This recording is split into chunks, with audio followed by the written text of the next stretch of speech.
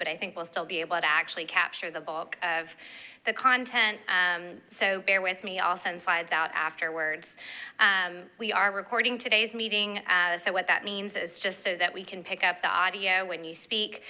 Please remember to press the speaker button, the green button on your microphones, and if we do have any members of the public speaking, please come up to the table, turn on the microphone so that, again, we can pick up that audio.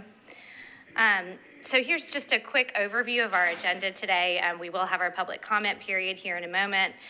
We'll talk quickly about, I think, a really meaningful activity and exercise that we just got underway to help with some plan alignment, progress tracking, and prioritization here in a moment. I'll give a quick update on Choose How You Move. I think the last time we had anyone from the Choose How You Move team come to present to this group was, I believe, last summer when we were still in referendum stage, and so I wanted to provide an update on that and then touch on some accomplishments that I'm really proud of that have occurred across Metro in the fall, talk a little bit about game plan for our meetings next year, and then we'll wrap up. So I apologize in advance. You will only be hearing from me today. So if anyone needs a break, let me know. We can take a bio break, and you guys can sort of flush your ears after hearing me talk for several hours. So for our public comment period, I would like to invite any members of the public who do want to share information or comments, requests with this group to please come forward. You can have up to 3 minutes.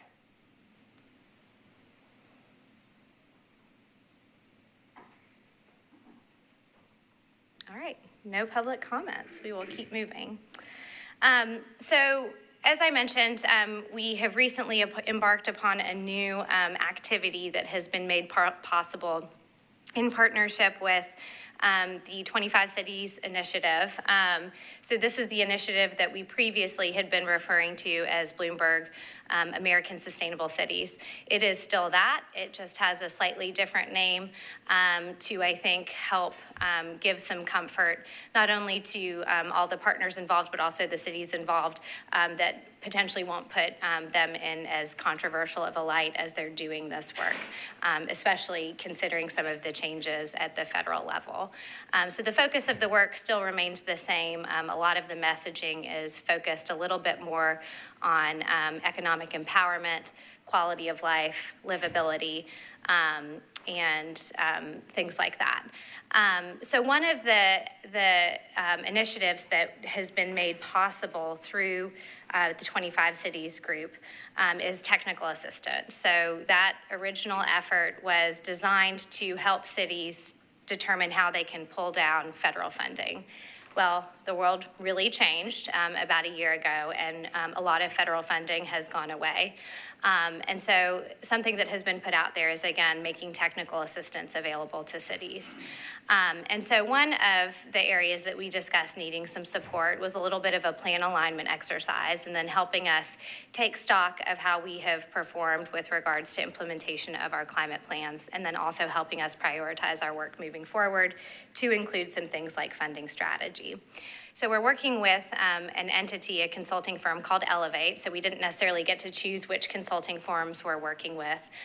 It's essentially a group of firms or nonprofit entities that are participating in the initiative, and then staff from the 25 Cities Initiative did a little bit of matchmaking between scopes of work and which firms they thought were best suited to support.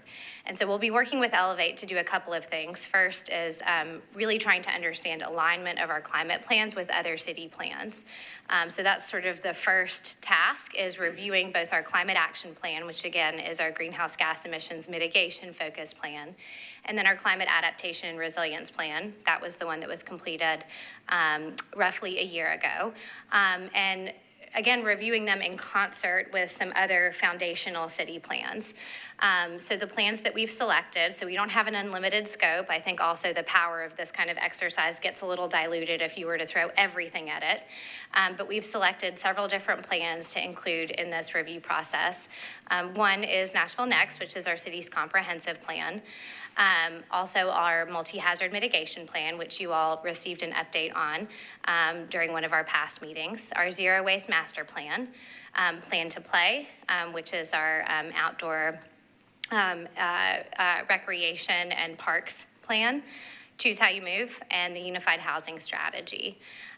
You'll see that several of these plans actually have asterisks next to them. That's to represent and really acknowledge that there's some sort of review or updating or analysis or assessment of those plans, which I think adds a layer of complexity, but also some opportunity depending on how we try to time this. And so the goal here is, again, to understand alignment opportunities, but also where there are gaps and maybe where we need to be coordinating a little bit better, or better recognizing, for example, how climate mitigation or climate adaptation could be factored into, I'll just say, for example, within Nashville next land use decisions, right? So really excited to embark on this work. We're at the stage where I've communicated this to respective department heads, so they're aware we'll be taking a closer look at plans that they technically steward, but that work is going to unfold over the next few months. Hey, Jason, come on in. The second step in this work is a little bit of an action status update. So something I wish I did a better job of, but I really don't have capacity to do right now, is progress tracking on what we've completed within each of those plans. So as they are moving through this process of understanding plan alignment opportunities and gaps and where we can be working together a little bit better, they'll also be taking stock of which actions are complete, which actions are underway, and which actions are incomplete. So the hope is then at the end of this exercise and this scope of work, we'll be able to communicate to the public, hypothetically, 20 out of 31 actions within our climate action plan have been completed.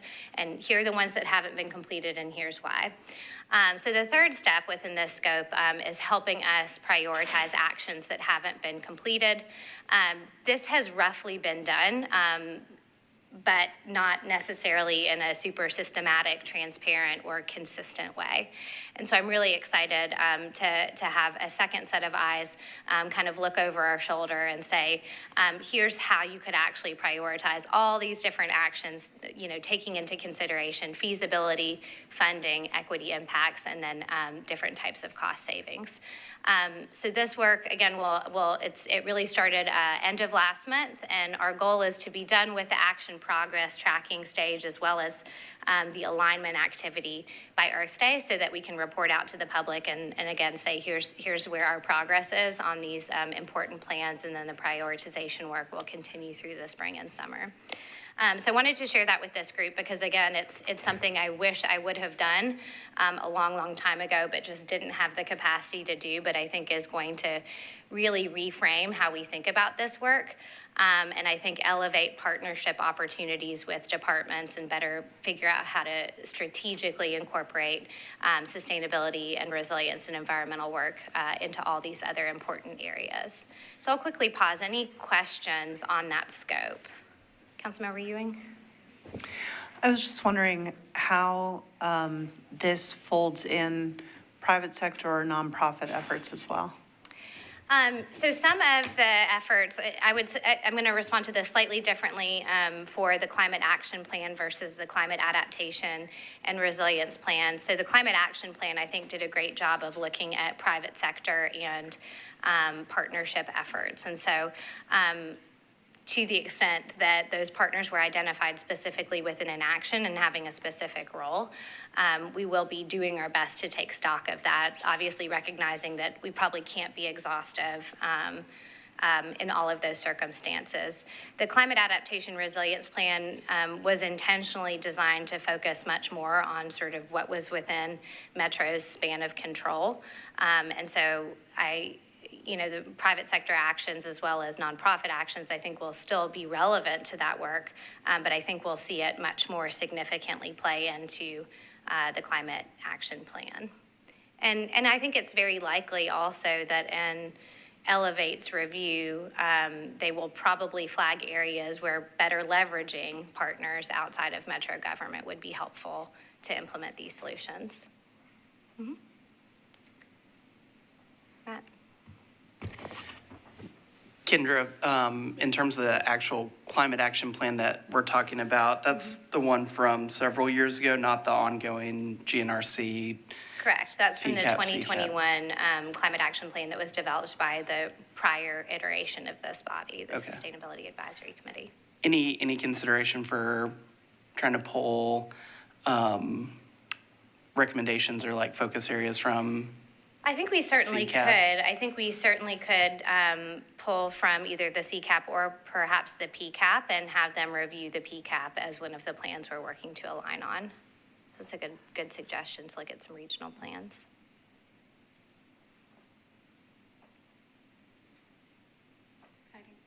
Other questions? I know it's funny. I'm very excited about it, but I think a lot of people are like, "Oh, really?" But again, I think it's going to be really powerful in terms of how we approach this work internally with partners. So, Kendra, can I ask a quick question? I mean, there were a lot of recommendations in the climate mitigation plan. Are you going to sort of be focusing on the central runs? I mean, I literally think there were 200 or something. in the climate adaptation resilience plan or the climate action plan? The mitigation plan, because we had like Yes. all the committees, so Yeah. I'm just wondering how you're, I will Yeah. focus, I've asked Elevate to look at sort of the primary actions that Okay. were highlighted in the body of the Yeah, report. okay. And then to the extent they have resources and capacity to touch Okay. on the full list of actions to then sort of do that as the second tier That of makes work. sense.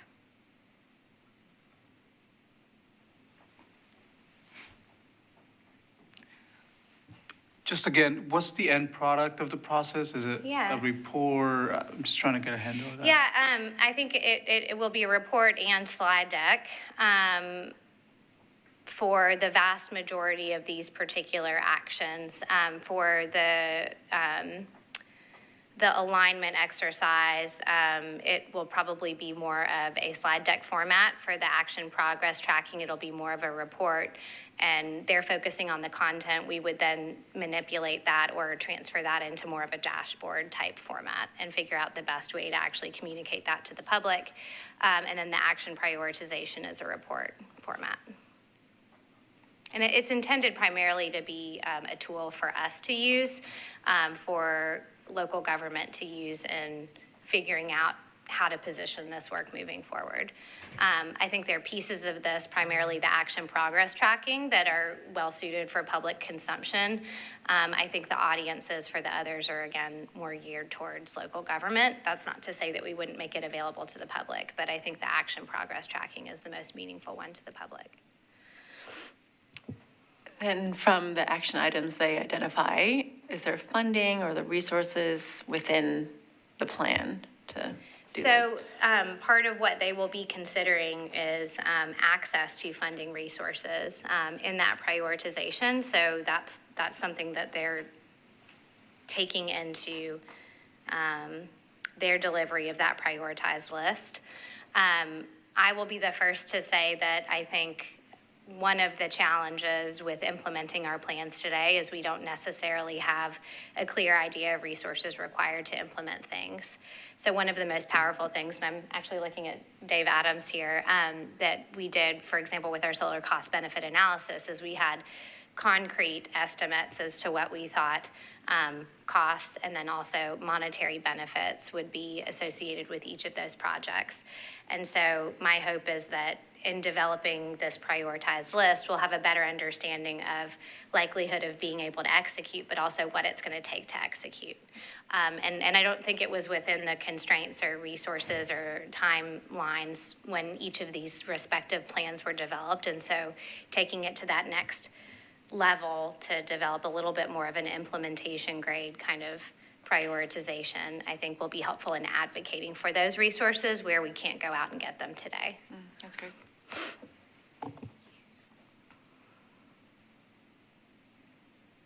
Other questions? I think this will be an item that I think will be evergreen on our updates for the next few months, just so that you all feel like you have a good understanding of where we're going. Just curious about the feasibility piece, whether policy frameworks or a policy discussion would be part of that feasibility, meeting any remaining roadblocks that might be, from a policy perspective, still there. Yeah, absolutely. So I do think potential policy changes that might inhibit or accelerate our ability to implement something will absolutely be part of that. Those are areas where I imagine there are a subset of policy changes that we very directly can control. And then I imagine that a subset of policy changes need to be conversations that have the highest levels of Metro leadership engaged. And then I think there will be pieces that, again, will probably be non-starters from a political perspective. I can't tell you exactly what those look like today, but I think it's highly likely that we'll have several different buckets of how we think about that. That's a good question, though.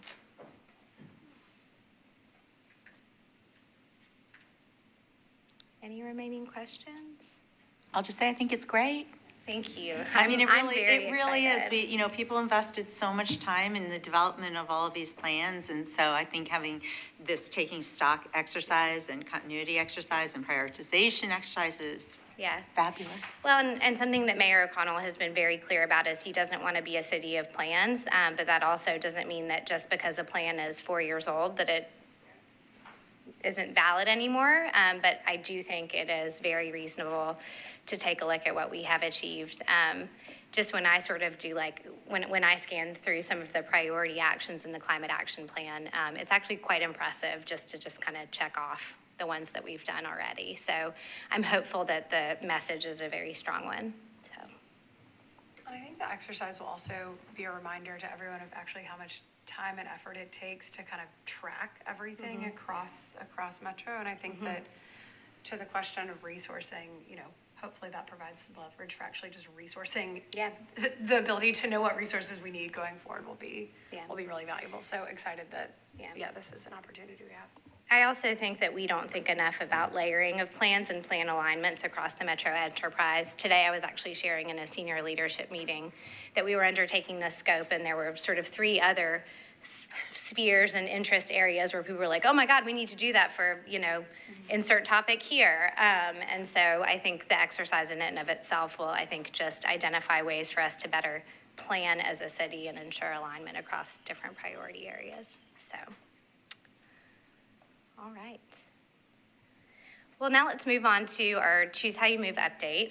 So as mentioned in opening remarks when we were reviewing the agenda, it's been over a year since this group has received any information on that program, sort of in an in-depth format. So I think we maybe briefly celebrated this time last year, shortly after the referendum had been approved, but have not shared information with this group on the status of implementation. And so just last week, actually, November 5th, we did celebrate 1 year of the Choose How You Move program being approved and work underway. And it has been really fun for me to be involved in that program. I've been wearing 2 hats really for the past 2 years, and for some portions of the last year was the only staff person within the mayor's office doing Choose How You Move work. So it's been a great learning opportunity for me. But it's also fun to share these updates as well. So I think something that we didn't talk about a lot during the referendum, but we realized was going to be a reality, is just how complex and massive this program is. So you all probably remember some of the numbers that were included in the referendum: $3.1 billion in capital projects, over $100 million in annual operating expenses included in this program. And it is by far the largest capital project that we have implemented as a city. And some of the complexity also comes from the fact that many of these projects are actually owned and implemented by multiple departments. And so that is creating really infrastructure and muscle memory across our departments that doesn't exist today. We collaborate well as Metro departments, but not in the way you really need to actually execute a program of this scale. And so one of the early things we did was think a little bit about how this program needs to be structured and the value that centralized leadership of the program can provide to make sure that, again, we're using resources really efficiently and wisely, we're being transparent with the public, and that we're all sort of working towards the same vision as we deploy this program over the decades to come. And so that program management structure today sits within the mayor's office. We hired a chief program officer. Her name is Sabrina Sussman. We are working with a vendor partner, HNTB, to really develop that program management structure. And they're actually serving as our program management team. And so you can see there, sort of under item number 1, there's that program management structure that's centralized, that is really steering the ship here. And this is an adjustment, I would say, in many cases to some of our departments who are used to having a little bit more autonomy in terms of how they execute their mission. And so the other thing I want you to know is not only is this a significant kind of capital and transportation project, it's also like culture change. And I think that is what's taking, is a huge lift for us. Sort of the second area of delivery is actually project implementation. And this is, again, sort of where the muscle of our departments comes into play to actually implement and deliver the many projects and programs that you all saw included in the referendum. Just to really kind of underplay sort of the magnitude of this program, today NDOT's capital project budget is about $75 million a year. When we look at CHIME in its full sort of form of implementation, it's about $206 million per year. And so imagine essentially having to more than double or triple NDOT's capacity today. And that's not to say that NDOT is implementing everything in CHIME. That's just a basis of comparison when you look at what they are spending in each capital spending plan kind of year over year, and then where we kind of need to build capacity to deliver on this program when it's sort of in its prime. So again, just share that as a frame of reference to understand how much we have to scale up. That scale up has to happen sort of from an internal talent perspective, but then also vendor capacity as well. And we're trying to do this work at the same time that we're seeing really robust and significant growth across the city. So capacity building, I think, is something that keeps us up at night, and kind of capacity to really do this work and do it quickly. So we spent a lot of time in those first few years, really starting November 6th, working on a structure for what deployment would look like. Within that program office, that chief program office to implement CHIME within the mayor's office, we have the chief program officer, Sabrina Sussman. She joined us full time. In June, we have the Deputy Chief Program Officer, Michael Briggs. You all remember he presented to us in June. We have an Operations and Engagement Coordinator, Matea Canavino. She was with us during the early stages of referendum, then moved into a role to be the mayor's executive assistant, and now has come back to join us. She missed us so much. And then the acting program director has been me. We're in the process of hiring 3 additional positions for the current fiscal year, a finance manager to actually really work hand in hand with our finance department to make sure that we are managing this massive responsibility as well as possible, leveraging grant funding where we can, setting ourselves up for really clean audits, and everything that's kind of associated with that, making sure that departments get their funds when they need it. We have a project delivery and acceleration director, so recognizing again that the way we do business today as Metro is insufficient if we want to get this work done and done quickly. So bringing in some talent who's worked on programs of similar scale in other cities and helping us think creatively about how we can deliver quickly, but still with high quality. And then a communications director. So that's what kind of build out of that office looks like today. As mentioned before, we've got our program management team in HNTB, and that contract was executed in September. So they're going to be a huge help, especially as we're trying to build up this internal capacity to operate the program. This capacity building isn't just happening within the mayor's office. We have seen significant addition of positions focused specifically on Choose How You Move within NDOT, WEGO, planning, law, ITS, and MNPD, all to support this program. And so that growth is likely to continue for at least the next few years, but potentially even further, depending on how the program grows and what needs look like over time. The vast majority of positions that have been added have been entirely dedicated to Choose How You Move.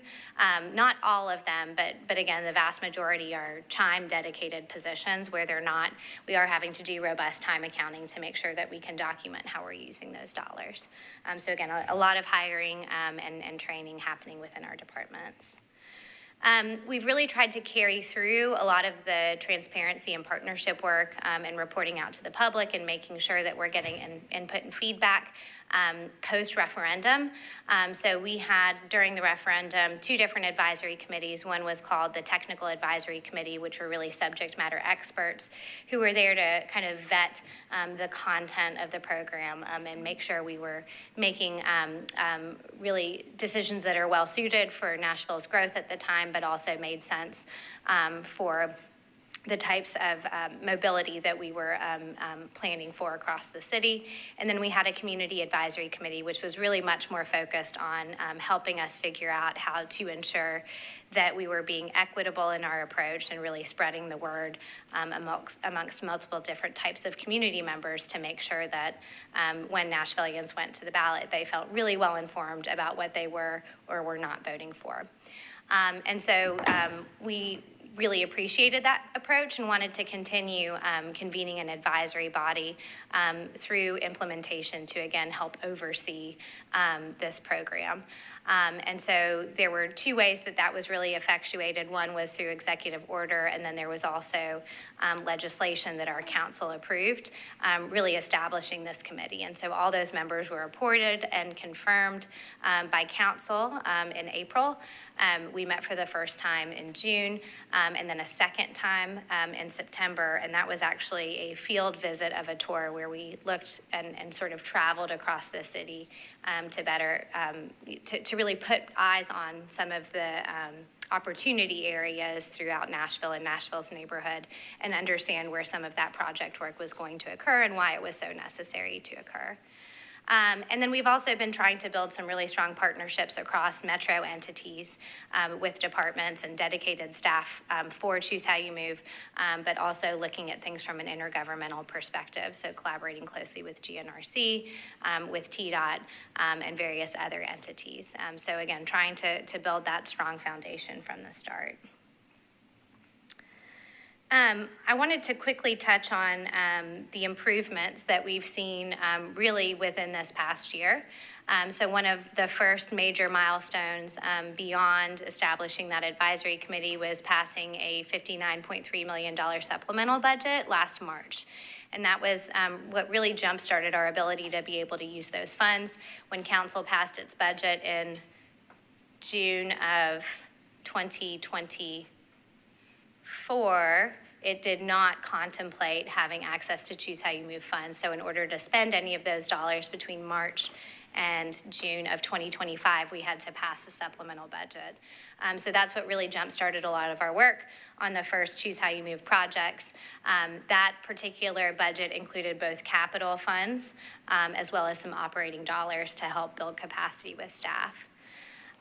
We've been doing a lot of pre-project development, so I think one of the challenges with a program like this is there's a lot of projects that you want to start initially and get out of the gate, but at the same time, there are really significant corridor projects that are going to take years to implement. And so how do you balance kind of the quick return on investment work and demonstrate progress to the public at the same time that you start planning on some of your projects that, again, are going to take 6 or 7 years to actually deploy and complete construction for? There have been 2 rounds of WeGo service improvements that we've now executed with support of Choose How You Move funds. The vast majority of those improvements looked at more frequent service for our busiest routes and then also many of our neighborhood routes. We expanded WeGo Link to several different additional zones and then added access on demand weekend service. And so those are all really great improvements that help make transit more convenient and accessible to members of the public. And again, we're within sort of the operational capacity of WeGo. One of the things that WeGo has acknowledged and that we're working on, though, is that there is only so much service expansion that can occur before there's additional fleet, as well as additional maintenance and storage facilities for their fleet as well. So those are priorities that we're working concurrently. We have launched the Journey Pass for qualified riders. That was formally announced last week.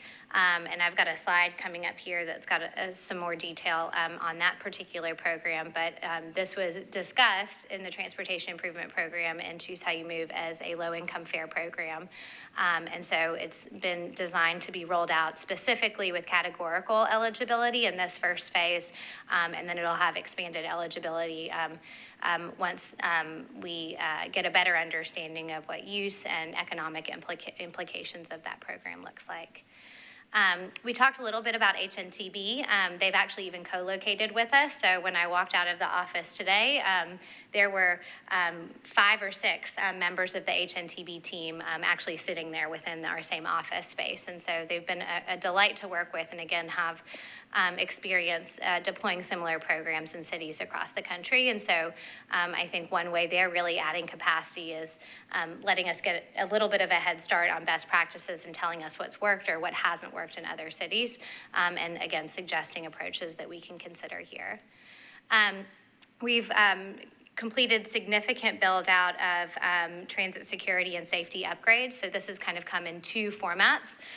One is the addition of contract support with Archangel Security Services at several of our bus stations and transit centers, as well as some ride-along service as well. So making sure that as we grow the system, we're also increasing the safety of the system.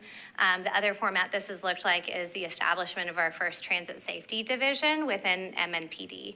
And so that's not a fully built out division at this point, but there are several FTEs that are currently dedicated to that new division, and they'll be increasing capacity over time as well. And then the $104 million capital drawdown that we'll spend a little bit more time on here in just a moment. So really trying to deliver on some early implementation actions while also planning us for a future that's going to be sustainable over the long term. So the $104 million in capital projects was actually announced in October. This was a completely cash-funded capital drawdown, which is a weird thing to do in Metro. So this was a fun exercise because we, for the first time, had to kind of figure out what processes and approvals are required for an all-cash capital drawdown. So there were moments where I think people who had worked within Metro for decades were a little stumped as to what exactly needed to happen. But the goal here was, again, to find a nice mix of shovel-ready projects so that Nashvillians would see dirt flying and construction happening in their neighborhoods, but also give us a little bit of planning capacity so that we would be ready for construction-ready projects the next time we went back to council with a capital request. And so what you see on this slide here is just sort of the high-level numbers as to how that $104 million was distributed over the 4 primary areas that we discussed within the TIP. So $31 million for sidewalks, $32 million for signal upgrades, about a little less than $24 million for service upgrades, and then $13 million for safety. It also included $3.2 million for planning and design of our all-access corridors, and then announced for the first time a little bit of prioritization as to how we'll be spending our time focusing on those corridors. So a little bit of shift from how we talked about that during the referendum. We'll be targeting Nolensville Pike as one of our first all-access corridors. Gallatin and Main Street will continue to be a priority for us. And then looking at a particular pilot project where we would be converting current parking along West End to bus-only lanes. So those are sort of 3 of the first out-of-the-gate all-access corridors. The question I get pretty significantly is, why is Murfreesboro Pike no longer prioritized? And I think there are other state projects that increase the complexity of doing work on Murfreesboro Pike right now. So it doesn't mean that it is no longer a priority. It just means that right now there are a lot of different factors that, again, make it much more complex to tackle work on that pike at this time. I mentioned I would talk a little bit about Journey Pass, and I'll pass these handouts out. It's just a double-sided handout.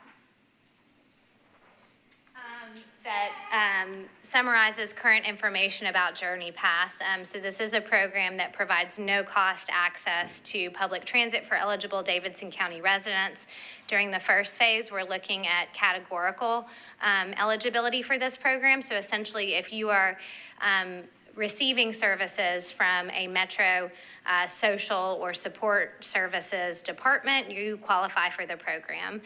The reason why we did this is we recognized pretty early on that the mayor's office and Choose How You Move team, but also We Go Public Transit doesn't necessarily have close ties or deep connections or existing relationships with a lot of the residents that we were really trying to serve with this program.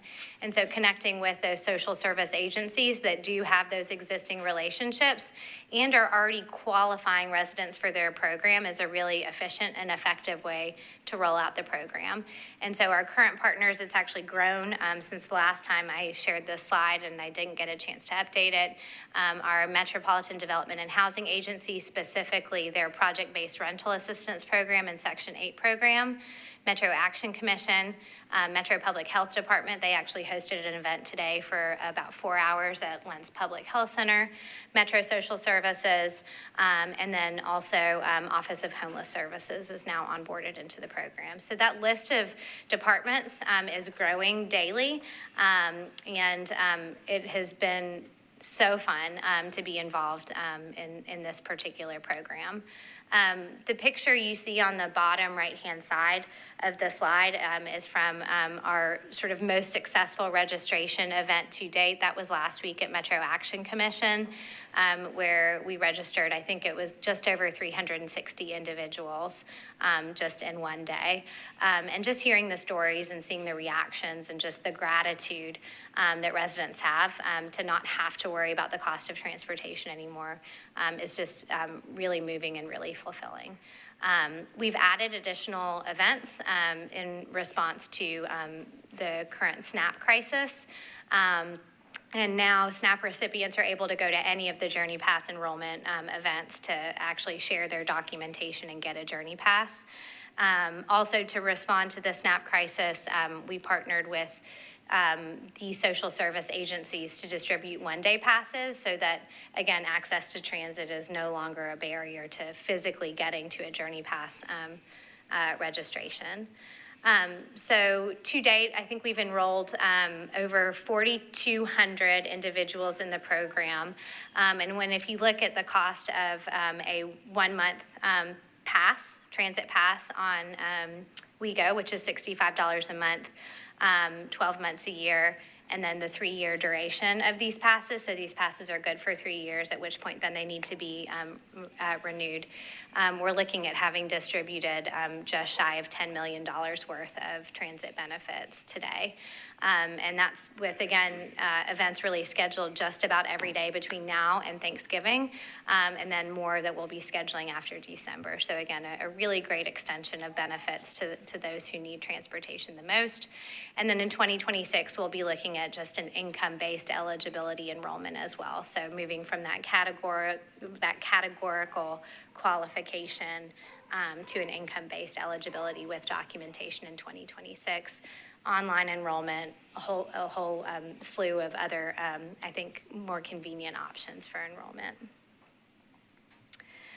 And then another thing that we celebrated last week was our first Choose How You Move ribbon cutting. And so the project that was funded, again, in that $59.3 million supplemental was a queue jump at the corner of Murfreesboro Pike and Edgeoe Lake. And so what this does is it essentially creates a right-hand lane for buses to pass traffic that stopped at a red light, to actually skip in front when the light turns green, and jump ahead of traffic, saving potentially up to 4 minutes of travel time for individuals who are on that bus. And so I've got a movie here, and let's see if it works. The wait is over, literally. Metro Nashville's Choose How You Move program is transforming your commute, starting with transit queue jumps that make travel smoother for everyone on the road. What's a transit queue jump? Here's how they work. WeGo buses move into the queue jump lane that includes their own traffic signal, allowing them to get a head start. Once the transit vehicle clears the intersection, the light turns green for general traffic. Q jumps at critical pinch points allow WeGo to maintain on-time performance. With a new Q jump at Murfreesboro Pike and Edgeo Lake Drive, buses can bypass 1,400 feet of traffic, shaving up to 4 minutes off each trip. For a total of 10,000 hours saved annually for riders and a more efficient commute for drivers. Less waiting, less stress, and more time back in your day for every commuter. This is just the beginning. Stay tuned for more ways you can choose how you move. All right. So we're trying to also develop, I think, a lot of collateral that helps take sometimes really technical, engineering-focused projects and communicates the value and the benefit with something that most of us haven't heard of, a Q-jump, in a way that, again, is meaningful to the public. So I wanted to share that exciting announcement with you. We officially got to cut the ribbon there last week. And then I'll round out sort of our updates portion today with a couple of accomplishments that, again, I'm really proud of, and I don't know that we take enough time to take stock of what we've accomplished just over this past fall. So one of these, again, I'm so glad Dave is here today, is that Mayor O'Connell was selected as Solar Champion of the Year. I think it was a great moment for the city of Nashville. We got to stand up there actually with Nashville Electric Service, who was also selected as a Solar Champion of the Year. And so I think this really represents, obviously, the leadership that Mayor O'Connell has taken, but also how Nashville is really transforming how it thinks about renewable energy being part of its portfolio. And so, unfortunately, the mayor wasn't able to make it. That's why you see me in the picture. But leadership really starts at the top, and it was, again, a really exciting recognition for us as a city. I wanted to share some updates on progress with our LED retrofit for our streetlights. So as of the end of last month, that project is actually 67% complete. It's ahead of schedule and is likely to be done, I would say, within the next 12 to 16 months. Again, at least 1 year, if not close to 2 years ahead of schedule. And so you'll also see on this slide some of the metrics that have been calculated to represent cumulative energy reduction, cumulative number of installations since we started the project, and then some monthly energy savings. So really exciting work moving forward there. They're actually starting the retrofit of some of our decorative lamps downtown. So that has been a more energy-intensive, pun intended, a more energy-intensive stakeholder engagement process to make sure that, again, when we're selecting those lighting fixtures, that all of our downtown partners feel confident about the safety implications, but also the aesthetic implications. So it's taken us a little bit longer to make some of those decorative decisions. I wanted to also share some exciting ideas that news that we've been selected to participate in ULI's Net Zero Imperative effort, where we'll be partnering with ULI Nashville and Think Tennessee to develop some detailed case studies about how we can shift local policy and practice for affordable housing developers to build to net zero standards and or otherwise sustainable and resilient standards. So this is a little bit of a continuation of a scope of work that our local ULI chapter did in partnership with our affordable housing team, but really trying to make it crystal clear for developers kind of what some of those best practices are and strategies that they can deploy. And so we're in the process of really scoping out those case studies, but again, the intention is that we'll be able to lift those up and share them with the affordable housing community and really inspire additional action there. On an annual basis, we complete a carbon disclosure submission for the city. Jennifer Westerholm's team really takes the lead in doing this, but we did complete that annual carbon disclosure earlier this fall. And I think what was really exciting about this particular submission is that it was a year when we were able to add, I think, a number of accomplishments, including passage of a referendum, where we can actually say there are anticipated greenhouse gas emissions reductions associated with this work. So really excited to be able to submit that this year with some new and different information than perhaps we've been able to in the past. What happens after we submit that is CDP does a little little bit of a review and then lets us know where we're complying with some of their standards, and then where there's obviously opportunity to improve. So again, it's a great way for us to measure a little bit of our progress, at least from a carbon footprint perspective. Whether or not this was impactful, we can debate, but we did work with multiple departments to develop comments on EPA's proposal to rescind the 2009 endangerment finding, as well as regulation of vehicle greenhouse gas emissions. So I think that was an important moment for us to obviously advocate on behalf of the public and public health and safety and environmental stewardship. And so collaborated with Mayor's Office, Law Department, General Services, and Metro Public Health Department to develop those comments. And again, for those of you who have followed this particular proposal, I think literally like before the end of the comment period, they had already essentially issued a decision to rescind that endangerment finding. So again, not sure how impactful that particular action was, but wanted this group to be aware that we did advocate against that particular action. One of the items that was included in our climate adaptation and resilience plan, and that we actually discussed with Heidi when she came to present on our multi-hazard mitigation plan, was coming up with a mechanism for better recognizing sort of resiliency investments. And so one way that we are actually effectuating that is we're adding resiliency and hazard mitigation plan implementation into CIB scoring. So for those of you who aren't aware of what the CIB is is a really, really long list of potential capital investments that could happen around the city with public dollars. In order to ever be included in a capital spending plan, which is the actual authorizing legislation that sort of directs bonding of those projects and then authorizes departments to spend those funds, to even be in that document, you have to be in the CIB. And so this is a small but important foundational step for kind of better connecting how different projects that are proposed for Metro investment of dollars can help build community resiliency and be responsive to hazard mitigation. So I envision that as one of several actions that we'll continue to pursue in the coming months to try to bring those two things together. And so thanks to this group again for asking, I think, some really great questions about how we're pulling contents of one plan into plans for another. So a little bit of that plan alignment exercise happening in real time. And then you also probably remembered that I shared with you information about our Insulation for Impact program. This is our program where, again, we're partnering with NES, TVA, and several additional partners here locally to install insulation in residences of low-income older adult homes. Why insulation, you might wonder? Well, it's one of sort of the highest return on investment energy efficiency measures that can be done. So this is a little bit of a test case to understand how much benefit we can get for the investment.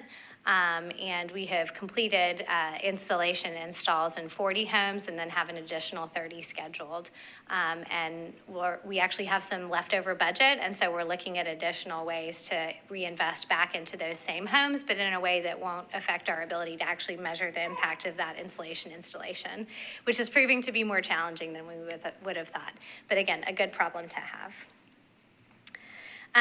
Today is like Dave's day. I'm so glad he's here. One of the items that we're currently working through with our different departments is testing of our triple bottom line tool. So this was also a recommendation of our climate adaptation resilience plan from about a year ago, was to develop more decision support tools that can allow our departments to better make informed decisions about how they're investing Metro dollars and how they can build sustainability and resilience into their work. And so Wilmot and other consultants have a wonderful history of doing this work on a project-by-project basis. It's by no means a requirement that we have to implement, but sometimes it can help when you're determining what the budget of your project is, or maybe when you're doing value engineering, or even maybe when you're communicating the benefit of a project with the public, to have information about, again, the costs and benefits of that project from a triple bottom line perspective. And so something that I think I had identified is we have that level of information available when a department or a project owner sort of thinks ahead and says, hey, I want these metrics available and I want to build that into my budget. What would it look like if we made a little bit of a tool that, again, isn't project specific, but would either help us between a go, no-go decision, or if we're looking at implementing a project in 2 different locations, if the choice was to maximize benefits, how would we go about implementing that? And so we've completed that tool based on, I think, close to a year of the Wilmot team working with a small group of subject matter experts from our departments. That tool is now being socialized a little bit further to other project managers in departments that haven't seen the tool yet, to give us some feedback on what they see as sort of the most likely use cases for the tools, ways we can strengthen the tool. And then we'll also be, in the coming months, presenting the tool to director level and assistant director level who typically oversee capital projects. So trying to take a multi-pronged approach to getting this resource in front of folks, and hopefully making it a best practice to use this tool as we're undergoing capital projects. Before I transition slightly, any questions on some of the things that we kind of blew through there? Now is probably the point in time where you all are also getting sick of hearing my voice. Jennifer? 2 questions. So with this tool, is it just like an optional, here you go, please use it? Or Currently, that's what it is, but I think with some additional use of the tool, and kind of testimonials from different departments, the hope is that it would be a strongly encouraged tool for use. Okay, got it. And back to Choose How You Move, are there any carbon reduction measures associated with Choose How You Move, either as a target or retrospective of what we've done? Due to the timeline that we had for developing the TIP, the actual program itself, we did not necessarily include any quantification of emissions reductions anticipated from the program. Long-term, we absolutely will be measuring those just based on models, but there were no targets for reductions included in the program. Okay. But it is our city's largest climate program today. Great. So we just don't usually talk about it that way. Yeah, I know. Thanks. So, I saw Jeff. Jeff, will you hit your button? Or I hit your button? There you go. Sorry, thanks. I'm a little nervous. I'm going to erase the whole recording. So we all appreciate that. Is there any overlap? This doesn't exactly pertain to environmental sustainability, but does the Journey Pass in any way overlap with the qualifications for Access Ride, the program from WeGo that assists with disabled riders? Yeah, there's considerable overlap. So today, participating in WeGo Access is not a qualification for Journey Pass. However, we have noted that there are significant overlaps between WeGo Access users and Journey Pass users. And so over time, that's something we'll be looking closer at to understand if there's sort of a fast tracking or a more efficient way to make sure that when somebody is registered for WeGo Access, we're also evaluating whether or not they're eligible for Journey Pass. Thank you very much. It's a good question. And then Councilmember Allen? Another Choose How You Move question. Is there any evaluation of if the queue jump, does it sort of work as its own little bus-only lane just because the bus is getting out in that lane before anybody else gets there without having to keep the cars out of it, or are those? So it sort of serves 2 purposes. So it's a bus-only lane, but it's also a right-hand turning lane. So if you're turning right as a vehicle, you can use that lane. If you're traveling straight, you cannot use that lane. However, the bus can. And how the queue jump works is if it's a green light, it's not changing anything at all. However,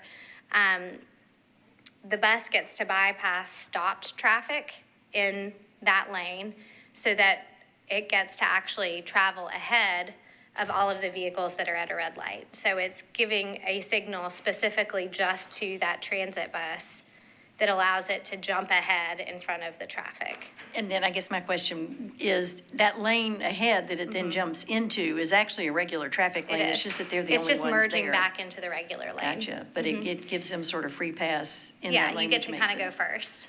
Yeah. Yep. Just, as we look at the bus-only lane, I hope that we will be able to utilize it a lot, and that we have buses every minute in them. That's my goal, so I hope that that's part of the plan. I wanted to follow up on Jennifer's question, and could you remind us where the greatest carbon reductions are going to come from? Is it getting people out of their cars? Is it reducing idling? And how much, I don't recall, was EV infrastructure Yeah. part of this? So I can't tell you which area is going to contribute the most because we didn't quantify it. However, when we think about public health benefits and emissions reductions, it Right. comes from a couple of things. One is mode shift, right? So it's getting people out of vehicles into buses because the transit is more accessible and more of a choice mode as opposed to sort of a, I take it because that's the only thing I can do. It's also as we create more sidewalk infrastructure and biking infrastructure, people are also Right. shifting from being in vehicles to those active modes of transportation. It is also through essentially reduced idling time. So with signal improvements and having traffic flow more as opposed to stop and go, there are also emissions reductions associated with that. So all of those things. Any investment in EV infrastructure? We did not include electrification within the scope of the Choose How You Move program. Part of the reason why is that would have significantly increased the capital cost. And what is included in there is, I mentioned that there are some new bus operations and maintenance facilities, and those will all be constructed as EV ready, so that when WeGo makes the decision to transition their fleet to all electric, those will essentially be EV ready. So Well, it doesn't mean that it's not happening, it's just not contemplated as part of Right. Choose I mean, How it You just Move. seems like there are just limitations on how many people we can get out of their cars. And so it sure would be nice to have the infrastructure option as well. And it would be really, really helpful to get some kind of quantification on the carbon reductions, you know, in your spare time. And it's just amazing to me, the number of jobs you have, Kendra. And are doing them all so well. But I do think that's just so central, as you say. It's, you know, we all sense it's about the biggest thing we can be doing on carbon reduction, but it'd be good to get a little more granular. You know, that would be a priority for me in understanding sort of the big picture and how all the plans fit together. So. Great. Jason? Thank you. I'm similarly impressed with the ability to hold everything together. Well, it takes a village. I'm not doing all of these things myself. There are a lot of people working on this. Yeah, and then you got the lightning round of questions. So here, mine are, one, any update on the I-team? Is there Yes. anything there? Number two, has your office taken a position on the boring project? I understand it's more kind of a state level thing. And then one thought is the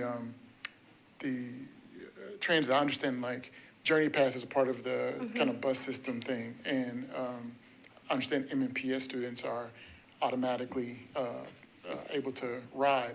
And I'm wondering, is any thought to that extending to like all those under 18? And maybe those that are homeschooled or not particularly in the MNPS system that could Yeah. also benefit from that? Yeah. So let me take that first question, then we'll do I-Team, and then we'll do boring. So the MNPS Stride program is essentially the program that allows any MNPS student to ride WeGo public transit for free. Beyond that, the Journey Pass does make youth eligible for the program with an adult registering. So any youth that's not currently enrolled in the Stride program would be eligible for Journey Pass with a registering adult. Okay, so I-Team, yes. I actually was talking to Robert today, and I had some updates to share in my slide deck, and he said, just hold off on them. We'll come back in February and give a very comprehensive overview of what they've been doing. So over the past few months, we now have 3 members on that team. Robert James is our I-Team director. Allison Hilgeman is our civic designer. And then Omar Ahmed is our data analytics manager. And so they have completed really significant work to do a robust literature review of, I think, something like 134 different resources. They've done a variety of subject matter expert interviews, thanks to those of you who have participated in those, because I know this group has stepped up and been part of that. And then they've been, again, looking at all of the different data resources on energy burden. So the I-Team has developed, they've taken that data-informed approach to identify sort of target interest areas where energy burden is most severe and most significant, so over 10%. Based on, again, GIS and available data sets. And then because we recognize that there are, I would say, factors that can exacerbate energy burden, they've actually compiled that into an energy burden index that, again, looks at some of those complicating factors that are going to make energy burden more significant, and that has come up with a slightly different geographic area of emphasis. And so what they've done with those areas of interest, and I don't have the map with me, but it's a beautiful GIS map, is it's identified areas where Allison, our civic designer, is going to really target her community interviews with participants. And so typically those are taking anywhere between 30 minutes and an hour, but it's an in-depth sit down where she has a conversation with them about sort of their current lifestyle, their knowledge and awareness of energy burden and energy assistance and bill assistance programs, and then talks about barriers to actually utilizing those things. And so what happens with those research conversations is a little bit of a theme assessment and identification of insights. So it's taking that qualitative data and kind of making it a little bit more quantitative. And so with sort of the data-informed approach, plus the qualitative information that's gathered from subject matter expert interviews and resident interviews, kind of coming up with some key opportunity areas for interventions that might make sense. That's probably going to come up with, I don't want to call it a long list, but maybe it's 10 different areas to look at. Then what they'll go into after that is a little bit of a design session and an innovation session, more of a workshop type setting where they're actually putting subject matter experts and residents together to kind of help further prioritize and come up with some really creative and innovative ideas as to interventions and solutions that could address energy burden, and then selecting, you know, 1 or 2 of those to actually develop all the way out into sort of more of a longer term, either policy or programmatic format. So where they are in that process is they've conducted, again, their early data analysis. They've done most of the subject matter expert interviews and started resident interviews. One of their deliverables to Bloomberg was actually a research synthesis slide deck, and it's about 96 slides. What they are planning to deliver to this group in February is sort of the executive summary of that research synthesis, that it includes additional insights from those resident interviews that they're doing right now. Right now, they've only been able to look at one of the target geographic areas, and they're kind of working their way around. And so one of the reasons why Robert didn't want to present to you all today is he felt it would be misleading to only present results from one neighborhood, which I get. So that's kind of an update on where they are in their process, but we've already essentially put it in the schedule to give you all a full update in February. And then the last question was the boring project. So this is a project that I think we don't necessarily have a position on because we don't have sufficient information to be able to share a position. I think we have only been in a position where we can react to the information that's given to us. And even when asking questions, I think, for different phases of the project. So there are multiple department working groups that are coming together to look at sort of the project permitting phase, the project construction phase and then the project operation phase, and try to understand what that means for Nashville and how it impacts what we do as a city and our responsibilities to our residents as a city. And so in absence of having sort of comprehensive information on the project shared with us on the front end, that's kind of the approach we're taking to try to make sure that we're being as responsive as we can as this project unfolds. But again, I don't know that we have complete or sufficient information to really weigh in on it. But we're trying to protect, do what is responsible as a city to, again, make sure that if we're responsible for providing emergency services in the infrastructure, how are we getting down there? What does that agreement look like? What equipment might we need that we don't have today? Things like that.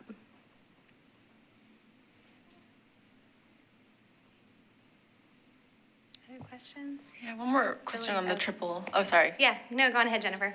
On the triple bottom line tool, just wondering how you decided on these categories. Is this generally like an environmental impact tool? And if so, this could include like 20 different categories, like protecting trees and stuff like that. So how were these decided on? I'm actually going to invite Dave to come up to the table. I know there was robust consultation with Metro departments when we were developing the tool to understand sort of what are all the areas that might be meaningful. But because this is an iteration of a tool that you all have developed over time, I feel you're best suited to respond to that. It is. The categories right now are very broad: energy, water, waste. There's a lot that goes into it in each of those. So you specifically mentioned trees. Within the stormwater category, you can put in the number of trees you're going to plant. Are you doing reforestation? How does that affect air quality and water quality? So there's a lot baked in kind of all over the place. And it's expected to be a living tool, almost like a software package that the city purchases.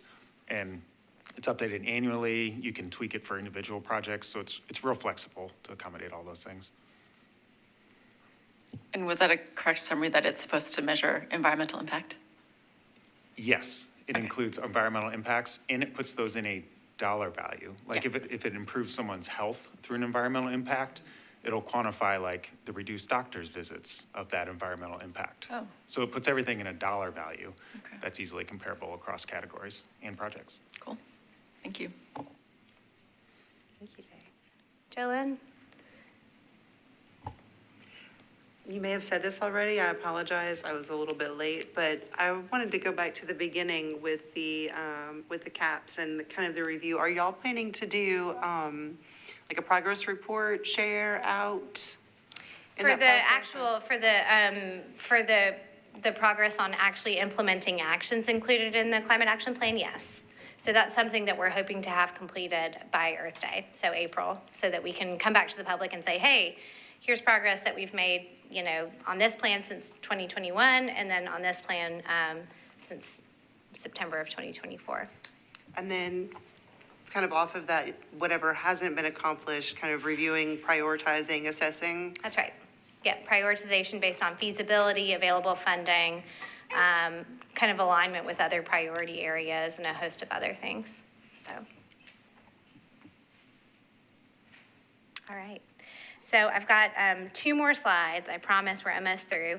I was going back through my notes, and I have this handwritten piece of paper from our first Sustainability Advisory Committee meeting. I guess it was in June of 2024. And I thought it was a good time to just kind of recap all the topics that we've at least touched as a committee. Again, that doesn't mean we've done an extensive deep dive or engaged in significant deliberation on all of these topics, but wanted to, I think, take note and take stock of that, especially as we think about planning for next year's meetings and what additional topics we haven't yet touched or that we might want to add to our list. And so what you see here is sort of my notes of all of the different topics that we've discussed or had a special presenter come to this group to shed some light on. And then I've got a listing of some remaining topics that are either from that original list or that you all maybe have brought up offline with me to discuss as a group. And so wanted to quickly share that with you, and you can think about it. You don't have to react today, but if you do have any immediate reactions sort of about what's missing or what might we need to revisit, happy to hear that feedback now, again, or over the coming weeks.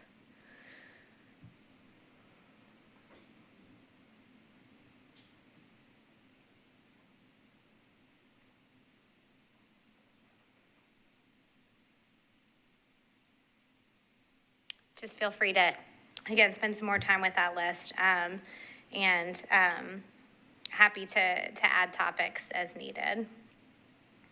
And Kendra, you'll be sharing this whole slide deck with us, so I will. we'll have that to I will, yeah. And then I'll close this out today with, I have not been able to specifically look into when meeting rooms are available, but wanted to put some proposed timeframes out there for our 2026 meetings. So this year, we met roughly every 3 months, proposing that again for next year, and looking again at February, May, August, and November. But if those general timelines, I know more specificity would be helpful, but if those months present challenges for a significant portion of the group, we can obviously look at shifting.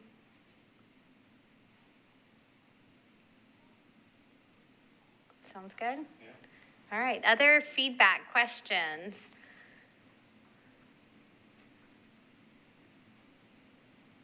I'll just say one thing. The Metro Council has created a solid waste subcommittee, and we're going to have our first meeting on Monday just to talk very broadly about 3 topics, one of which would be construction, demolition, recycling, and compost, which kind of ties into the food waste. So that, I would love for the council to, just provide some cheerleading and possibly legislation to help move those things forward. And if this group has thoughts on what seem like the next best steps, it'd be great to be informed by this bunch of experts.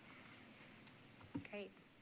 Should folks email you directly if they have ideas? Yeah, and copy you. Okay, That'd be sounds great. And perhaps the most exciting announcement, I shared this with some of you all when you came in, is we are going to get more professional and permanent looking name tents. So I'm so excited about this. And I promise they will be sustainable. So thanks for bearing with me. Just on the topic of solid waste, also kind of an update, I emailed Kendra about this, but I'm supporting, as my role as board member of Tennessee Environmental Council, I'm supporting the state on trying to pass the waste to jobs legislation, which basically creates an EPR, Extended Producer Responsibility Fund, for consumer packaging. So obviously Nashville will play a part in that because our recycling system could get upgraded through this fund.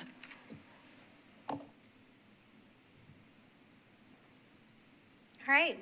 Well, if there are no other comments, I'll wrap us up. I think this has probably been our most efficient meeting. So everyone have a wonderful and safe holiday season. And I will circle up with the slides and then get some dates on calendars for next year's meetings. And in the meantime, please send me ideas for topics or things that you want to see revisited or reprioritized. All right. Thank you.